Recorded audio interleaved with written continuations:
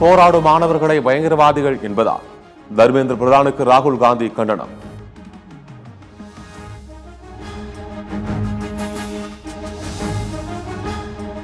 பிசிகவை உடைக்க திமுக முயற்சி, அமைச்சர் ஆதவ் அர்ஜுனா பரபரப்பு குற்றச்சாட்டு.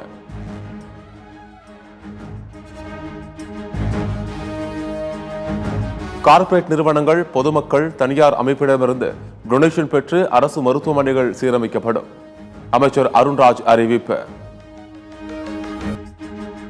ஓட்டப்பிடாரம் அருகே உள்ள அல்லிகுளத்தில் விண்வெளி வாகனங்கள் பொது தொழில்நுட்ப வசதி மையம் தொடங்குவதால் வளர்ச்சி இருக்கும், வேலைவாய்ப்பு பெருகும். குறு சிறு மற்றும் நடுத்தர தொழில் நிறுவனங்கள் துறை அமைச்சர் மதன் ராஜா பேட்டி. இல்லை, அது கண்டிப்பாக அது வந்து பார்த்திங்கன்னா வளர்ச்சி வந்து நமக்கு கண்டிப்பாக இருக்கும். நீங்கள் சொன்ன மாதிரி அந்த குலசேகரப்பட்டினம் அந்த இதில் வந்து பார்த்திங்கன்னா இந்த ஸ்பேஸ் ரிசர்ச் சென்டருக்கு அதுக்கான ப்ராக்டிஸ் அதுக்கான இது போயிட்டுருக்கு, எஸ்டாப்ளிஷ்மெண்ட் போயிட்டுருக்கு. அதுக்கான கண்டிப்பான முறையில் வந்து பார்த்திங்கன்னா அது வரும்போது நாளை ஃபியூச்சரிஸ்டிக்காக வந்து இந்த ஆர்டிஃபிஷியல் இன்டெலிஜென்ஸ் ஓரியன்டான விஷயங்களுக்கும் நம்ம மாவட்டத்தில் உள்ள இளைஞர்களுக்கு கண்டிப்பாக அதிகப்படியான வேலைவாய்ப்புகள் இருக்கிறதுக்கு வாய்ப்பு இருக்குது. சென்னை ஆர்கே நகர் தொகுதி மீனம்பாக்கம் நகரில் அடிக்கடி மின்வெட்டு ஏற்படுவதால் மக்கள் சாலை மறியல். மின்வாரிய அதிகாரிகளிடம் புகார் அளித்தாலும் கண்டுகொள்வதில்லை எனவும் குற்றச்சாட்டு.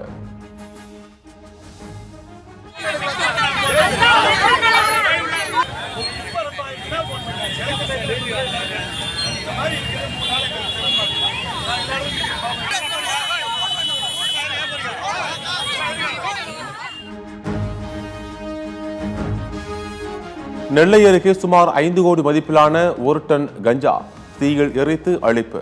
போலீசார் முன்னிலையில் பாதுகாப்பாக தீயில் எரித்து அழிக்கப்பட்டது.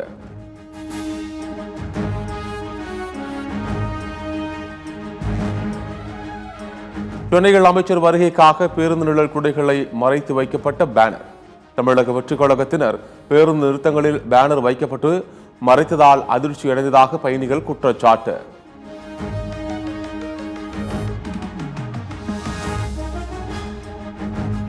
திமுக முன்னாள் அமைச்சர் ஏவ வேலு தொடர்புடைய இடங்களில் நடத்தப்பட்ட சோதனையில் கணக்கில் வராத 40 லட்சம் ரூபாய் பறிமுதல்.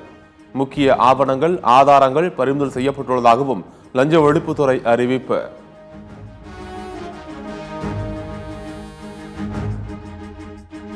அரசியல் காரணங்களுக்காக லஞ்ச ஒழிப்புத்துறை சோதனை நடத்தப்பட்டுள்ளது. ஏவ வேலு தொடர்புடைய இடங்களில் நடைபெற்ற சோதனை குறித்து ஆர் ராசா விமர்சனம். சார் 1,70,000 கோடின்னு வழக்கு போட்டு சிபிஐயே பார்த்து வைக்கிறாங்க. இதெல்லாம் சும்மா போங்க. நோக்கம் என்னன்னு பாக்குறீங்க சார்? அது முடிஞ்சாதான் தெரியும். அரசியல் தான், வேற என்ன இருக்கு? அரசியல் தான். முன்னாள் அமைச்சர்கள் எஸ்பி வேலுமணி, நத்தம் விஸ்வநாதனுக்கு அதிமுகவில் மீண்டும் முக்கிய பதவி. இருவருக்கும் துணை பொதுச் செயலாளர் பதவி வழங்கி இபிஎஸ் அறிவிப்பு.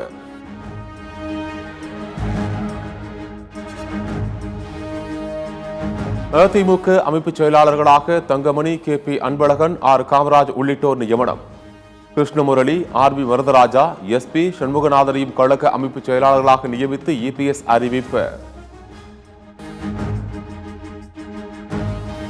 தாய்மாமன் தங்க மோதிரத்திற்கு பதில் அரசு மருத்துவமனைகளை தரம் உயர்த்தலாம் என திருமாவளவனின் கருத்து குறித்து சத்தியம் டிவி சர்வே. ஆன்லைனில் நடத்தப்பட்ட சர்வேயில் பெரும்பாலான மக்கள் திருமாவளவன் கருத்துக்கு ஆதரவு.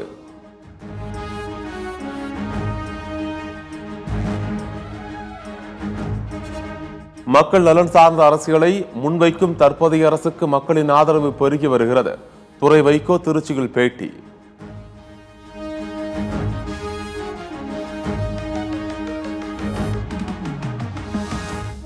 நாடு முழுவதும் வர்த்தக சிலிண்டர்கள் விநியோகத்திற்கு விதிக்கப்பட்ட கட்டுப்பாடுகளை நீக்கியது மத்திய அரசு.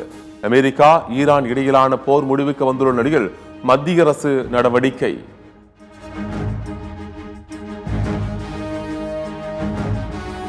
நாடு முழுவதும் 16 மாநிலங்களில் 80 இடங்களில் சிபிஐ அதிகாரிகள் சோதனை. போலி இணையதளத்தை பயன்படுத்தி மக்களை ஏமாற்றிய டிஜிட்டல் கைது மோசடி குறித்து விசாரணை.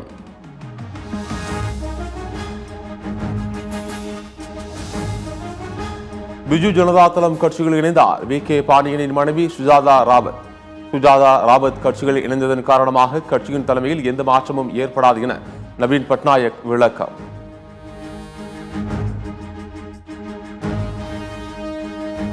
வெனிசுலா நாட்டில் அடுத்தடுத்து ஏற்பட்ட பயங்கர நிலநடுக்கம், சுனாமி இலைகள் தாக்கிய வீடியோ வைரல்.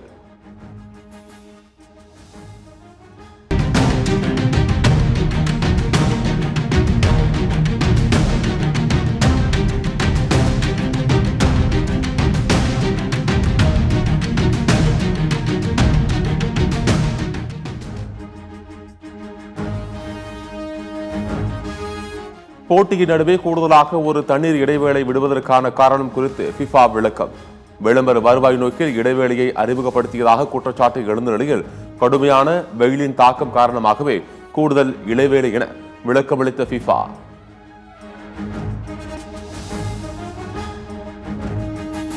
ஃபிஃபா கால்பந்து உலகக் கோப்பையை காண விண்ணப்பித்த 70 விழுக்காடு இந்தியர்களின் விசாவை கனடா நிராகரித்துள்ளதாக தகவல். அதிகபட்ச விசா விண்ணப்பங்கள் அளித்த நாடுகளின் பட்டியலில் இந்தியா 4வது இடத்தை பிடித்துள்ளது.